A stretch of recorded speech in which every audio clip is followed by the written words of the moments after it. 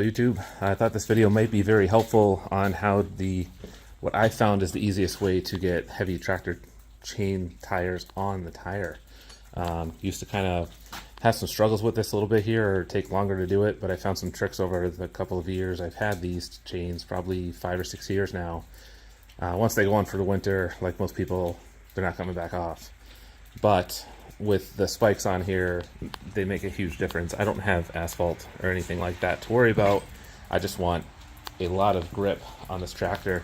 It's a Kubota L2800 30 horsepower diesel tractor, and I usually move the snow around with an 8-foot Fisher plow that's converted into a snow pusher. So I need quite a lot of grip. I typically, I run out of horsepower before I run out of grip with these chains, so they're very, very well worth it. But they do use a little bit hard to see in the camera probably, or maybe not. These kind of, I guess, clips, they're C-shaped with a pin in the middle. The wire ties are just so that I never lose the pin, and also I use wire ties to mark the links that I used the previous year. So when I go to take them off, I put wire ties wherever ones have fallen off. Like this black one's been on for a number of years now. So I know that this link stays on this end, but when I clip it over here, if I put on the one with the black wire tie, everything kind of lines up. Same thing, I do the wire ties with these cams. So I know that, oh, I hooked that one on wrong. That's why I have a little extra. So I can fix that in a second. But basically, I want it on this one here. So that's why the wire tie's on that one, but when I wire tied it, must have grabbed that one by accident and didn't realize it. But that's a very quick, easy fix, which I'm not going to waste your time doing. But you kind of see on this one, that's what I did here. So on the cam on this one, it's on this link, which has the wire tie around it. So that's why I have a little extra down here. I thought it looked a little funny. Once I pull that in, it's going to make a big difference. But basically what I do, I float the front arms. Usually I have a bucket on, but the snow pusher's pretty big. So I just kind of put it in here, put a few wood blocks down. I float the front arms while I'm jacking out the back, because if you don't, and the arms are in locked position, your pivot point from the jack to here is now on there, which then you're pretty much lifting the whole tractor. If you float the front arms and go up slowly and pay attention and have your jack centered, I know the front axle on tractors is a pivot point. There's no springs or suspension to keep it even, I guess you'd say. So if you're lifting off center with the rear jack, it could tilt one way or the other. So I always float these over here until I get it on the jack stands, and then I lock them in place, and that keeps any possible movement to a minimum, if at all. So I put the jack stands under there, and I always bring the jack up just till it touches after I set it on the jack stands, just a little extra support there. Not that the tractor needs it, but just a little more safety. So the way I get the chains on the tractor tire is I use my lovely assistant here. It's my son Will. So we'll hook the chains on there, and then I have him use down here. This is the rear diff lock. If you don't use the rear diff lock, and it's easier for the differential to spin the tire on the other side, this one's not going to spin. So if you lock the diff, it's going to spin and be able to rotate and pull those chains right up onto the tire for you, which makes life a lot easier. Also note that after I bought these chains, I didn't know it at the time, but originally the tire and rim were too close. So I think that's a 2-inch spacer, if I remember right. I had to buy these kind of custom spacers and wait for them to come in, because otherwise the chain and the inner fender wall were going to collide. So if you do buy chains, which are not cheap but well worth it, probably last the life of the machine if they're taken care of. Mine is garaged, it doesn't sit outside, which helps a lot. But if you do buy chains, you're probably going to need to buy spacers as well. So buy them at the same time and save yourself some headache. For the first 5, 6, 7 years of this machine, my tires had sharp edges, but those have worn down and rounded over the years, and I lost a lot of traction when they kind of rounded off. It doesn't really bite into the snow, and that's why I had to go with chains, but the chains have been phenomenal. So here we go. We're going to get that on, get the chain on the tire, then I'll show you kind of a few little quick methods that I use to help get it all connected. So All right, we'll go ahead and start it.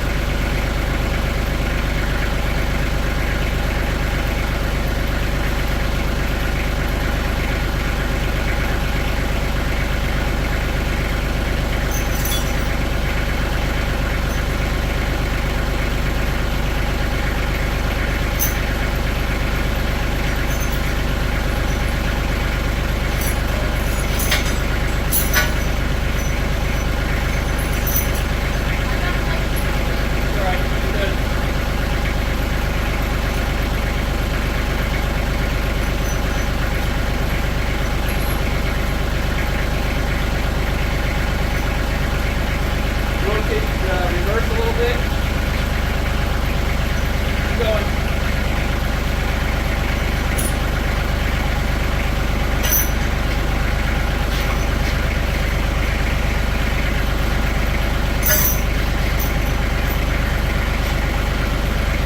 All right, forward. Reverse the dip ball, Carter.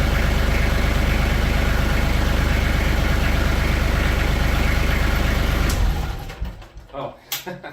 Battery dead? No, safety switch. When you lifted your weight off the seat, it shut off. So go ahead and restart it. I forgot about that. You have to do the clutch.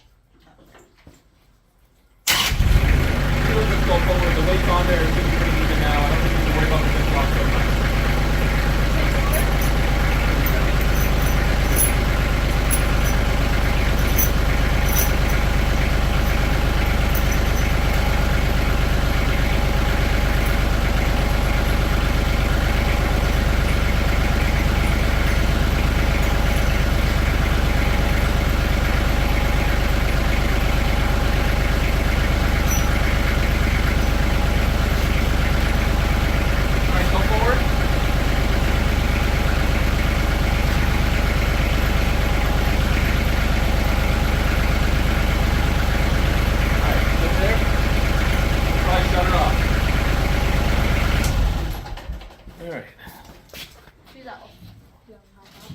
So from here, yeah, I guess you want to hop off and man the camera.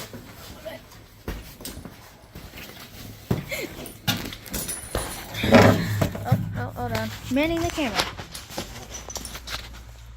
So from here, the first thing I do is I like to get the cams on. Push machine is stuck.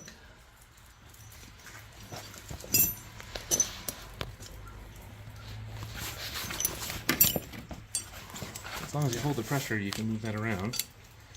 So the cam, in my case, the wire ties on that link. I like to get the other link out of the way so it sits right. Cam through there, pull it back, hook on there. That's good.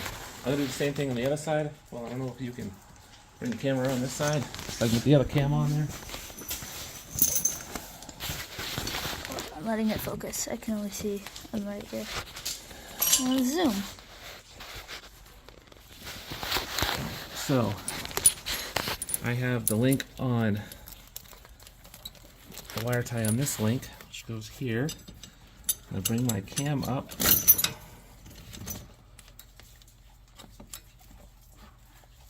Hook it that way. Kind of working the chain as I do this to free up some slack. release this cam a little bit as well, actually. Get that out of my way.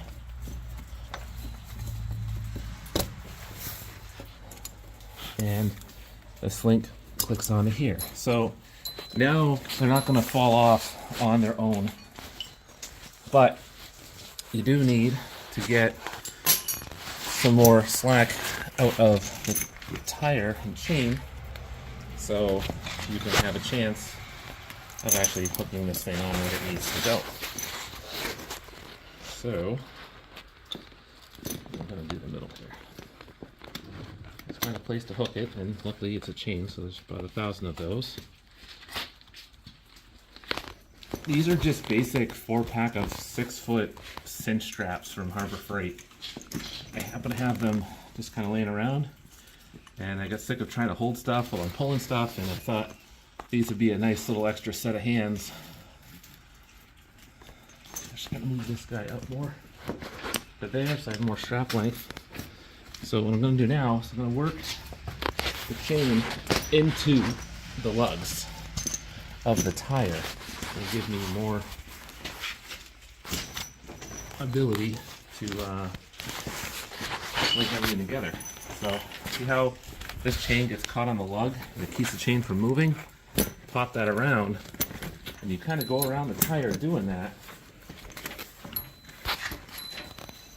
At this point it's not that big of a deal to rotate the tire, but trying to rotate the tire with your bare hands while trying to work the chain on is a whole lot harder than it sounds. So I have my trusty set of extra hands over here, just manning the camera, to help me with that.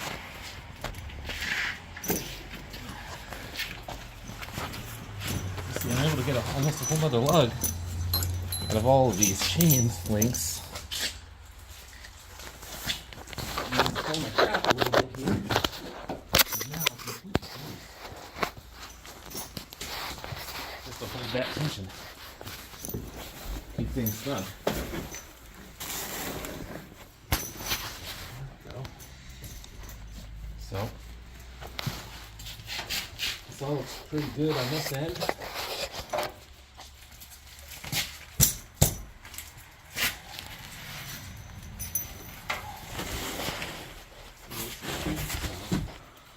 I'm going to go this way.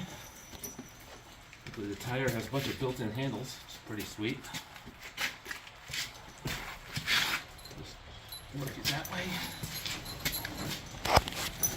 Push that one down a lug. That makes a big difference in being able to do that.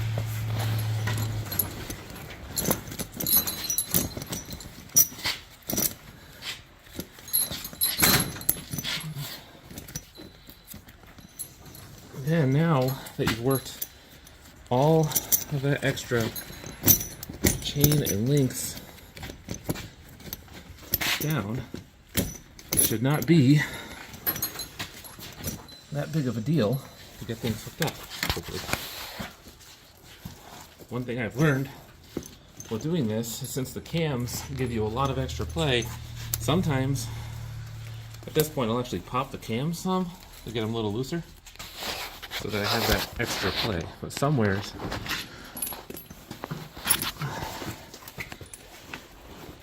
so I'll pop this down and loosen it enough on both sides to, like on the first one where I didn't realize I had it hooked wrong, but that's okay. Again, easy fix.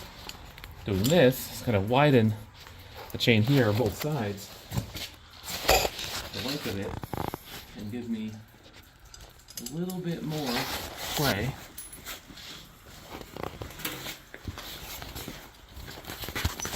To hopefully hook these things up. All kinds of wire ties in my way, but we don't care about the wire ties. If they're in the way, they'll just break off. Find them in the spring. But it is really handy knowing where to hook your chains up instead of figuring out every year all over again where you want it. You know, it's not like your tire size is going to change. When I did the other side before I put the camera on, this was a lot easier. Why it's fighting now? I don't know.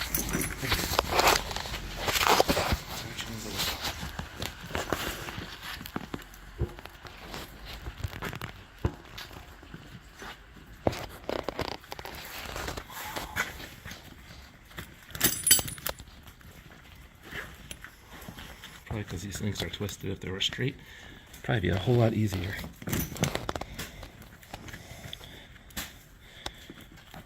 And there we go.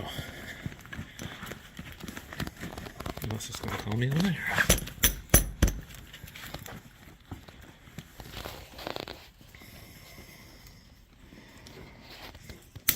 There we go, there's that. At this point, because I have that one hooked, I'll probably get this guy out of my way so it's not possibly fighting me. And then I just have one more to hook on. Which is over here. So I'm going to pull this tire back. And as long as I can hook this guy on here. The inside one cam, I just actually unhooked entirely. I didn't rehook it. But it was great to have it hooked temporarily because it's very easy to do that one to help get everything where it should go. So now that that's locked or hooked in, I'm gonna put this guy back on here.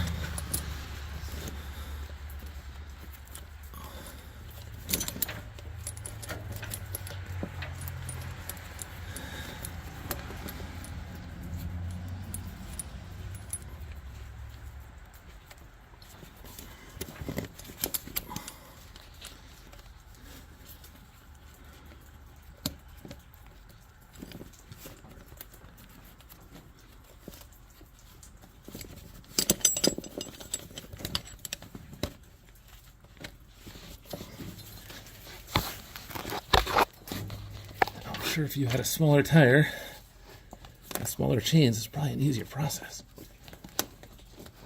Just working the cam down to like it be on the point of the pivot point so that I can latch it. Just like that.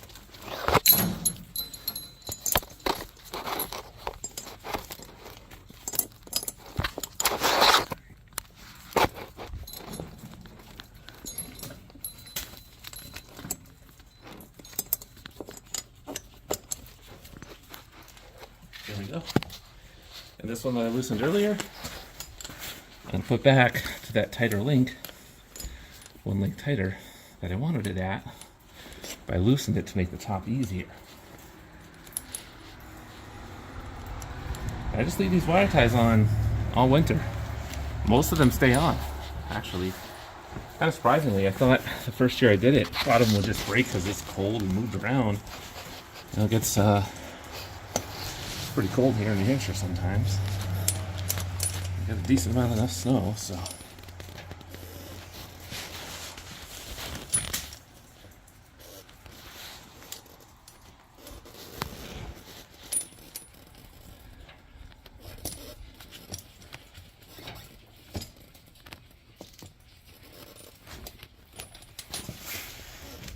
Just a matter of working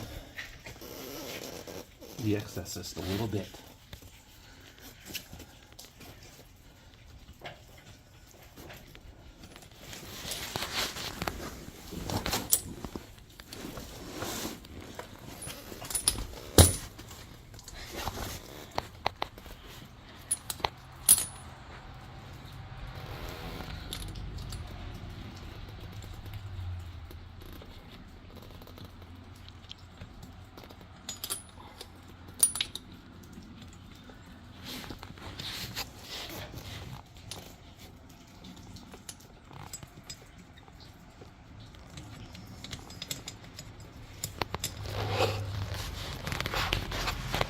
There.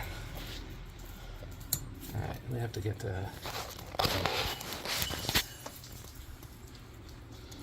don't know why this thing's fighting, usually it doesn't. But the camera rolling, that's usually when things don't want to work. Anybody that's ever made a video probably knows.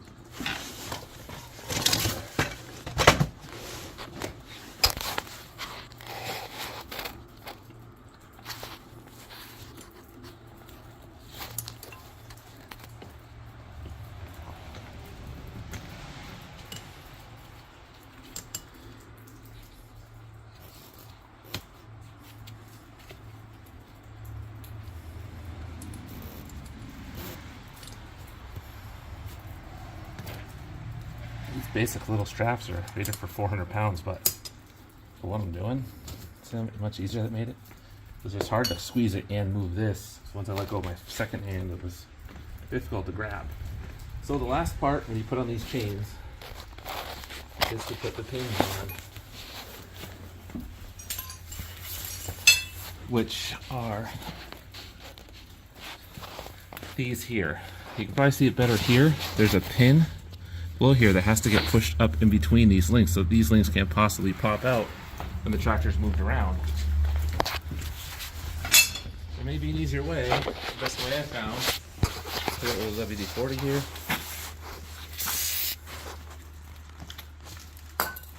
And then you need something to hit against. So usually slide a pry bar in there. There we go. You get some solid flat metal behind it. And you put a little tension.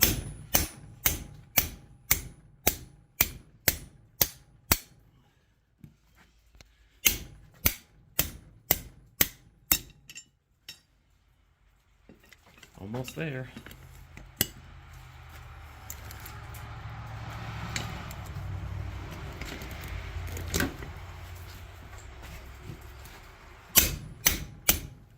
Now you can see the pin is all the way up.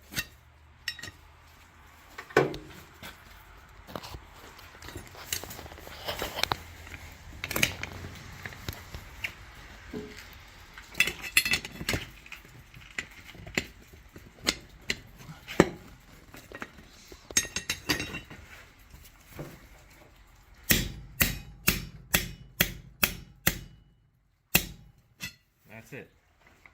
That's as easy as that can be. Yeah, a couple parts spot me, but you know, you're trying to stretch a chain that's tightly fit onto rubber that doesn't want to move because, well, it's all pretty solid rubber here. Like a brick of rubber. Like a brick of rubber.